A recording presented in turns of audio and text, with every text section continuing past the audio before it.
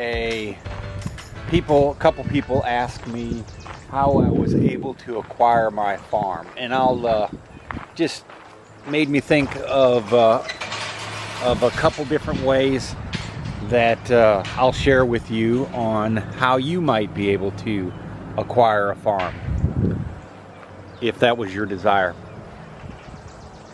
Now, I've had my farm since 2012. It's 14 acres and it has 2 rental properties on it. So originally the farm came with just 1 rental property and this 30 by 50 barn. And the other rental property, the tan one, I actually built that in 2014, and it's a small house, 2-bedroom. It's 974 square feet, but it's been a great addition to the farm because it's essentially, well, first of all, it's never, I think I counted in the entire, since 2014, the entire time I've owned the house, it's had 1 month of of a renter not paying rent there. So it certainly helps out the finances of the farm. The other house as well is, it's always been rented there.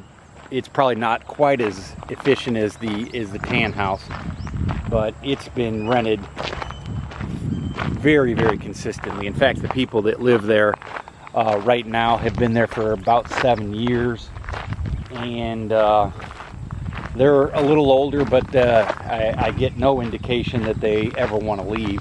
They love walking this trail here, or the gentleman does. He walks this trail every month, or every day, twice a day, I think. And he says he's kept him young, so I don't foresee them ever wanting to leave. So anyway, so let's get back to the 3 ways that that you could possibly acquire a farm with little money, no money down. First is a lease agreement. You could approach somebody who has farmland and say, hey, I'd like to do a lease with an option to buy. I want to buy this farmland. It's beautiful. I have long-term plans, and maybe you're not ready to build a house there yet or anything, but say you wanted to maybe just start off small. Say I'd like to have 5 acres of somebody's land, and you find the piece of parcel, and then you approach that buyer and you say, hey, would you give me a lease option? I'll lease it from you for the next 5 years so I can farm it, and then after 5 years we'll have an option, and I will buy it. So I'll give you a down payment or a good chunk, which will go towards my down payment, and then each month when I pay you essentially rent, part of that goes to paying down the note of the agreement, the lease, the option, the future option. And in the meantime, you get to farm it. So, you know, it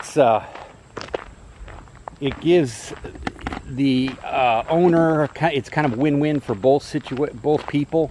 It gives you the ability to kind of test out the land, see if you like it, see if you like farming. You know, no harm, no foul. You could build a relationship with the owner and give him or her, you know, maybe you want to have cows on there. You could give him some meat, him or her some meat. Maybe you want to grow fruit on there. Maybe you want to grow veggies on there. You could, you know, give that person some of your produce. So there's lots of synergy there.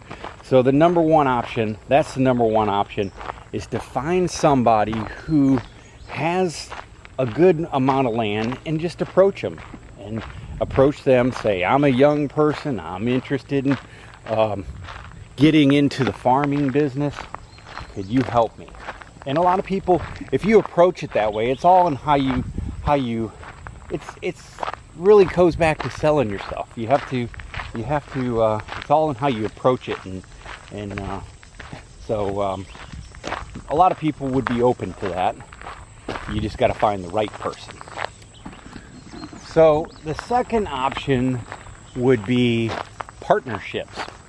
You could find a group of investors, and they don't have to be big investors, but people that you can have a like-minded philosophy with on what to do with the land. So say you have 2 or 3 people, 3 or 4 people. Maybe you have someone who wants to be a silent investor and they're not really into farming. But say you have 2 or 3 people that want to own a piece of property because they want to farm it, or they want to build a an agro-tourism business, and you could cobble together an agreement between the, say, 5 of you, and then approach somebody to buy the land, or if maybe it's already for sale. So you could just everybody put their capital together. Maybe one person, like I said, wants to be they just want to put money forward. They're not planning on doing any work, any laborious work.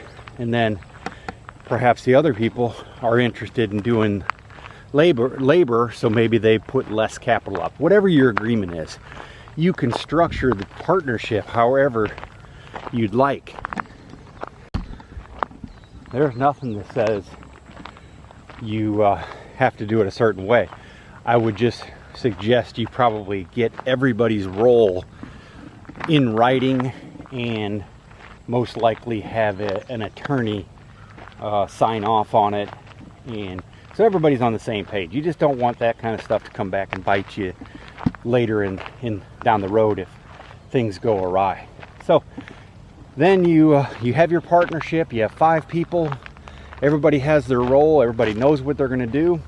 Then you find the land, and you approach the buyer, or you have your agent approach the buyer, and you acquire the land, and you put 1/5 down, whatever your 1/5 is, whether it's labor capital or it's actual monetary capital. So whatever it is, you have your agreement and you acquire the land, and then you probably before you do that, you have your idea of what you plan to do with the land. And we're at the back of my property now. This is home of my future barn. It's still a little ways away out, but anyway.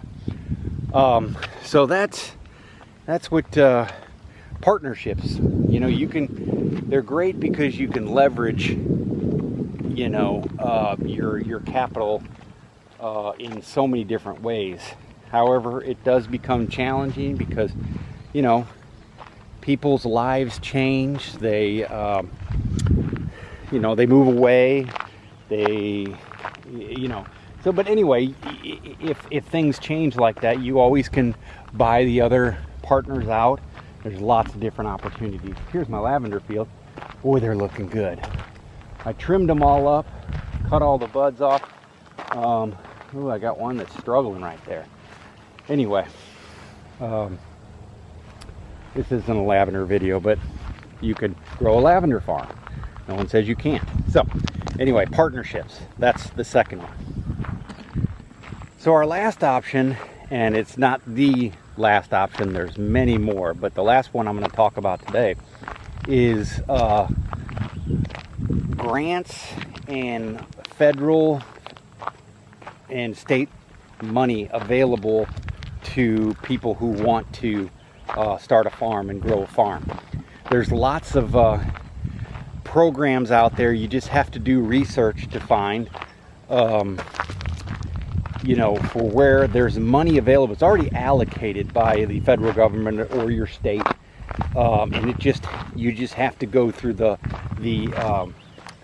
process of filling out all the paperwork, kind of naming what you plan on doing with the farmland, and you'd probably have to have the land picked out, you know, if you're going to go down that role. But in a lot of these cases, you don't even have to pay the money back. It's a grant. So if you are given grant money, that is just a great way to seed your down payment to or perhaps the entire project to buy farmland. So there's, you know, the money's going to go somewhere. It's already allocated, or it's already set aside. It's just got to be allocated to the right person. And if you follow the steps, do some research on lease options and ownership of land and government programs, you'll be amazed at what's out there.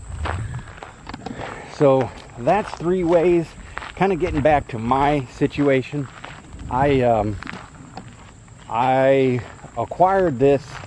It was for sale by owner back in 2012, and there was a nice family living there. He had done some work. He had horses, and he had done a lot of work to the house and he built the shop.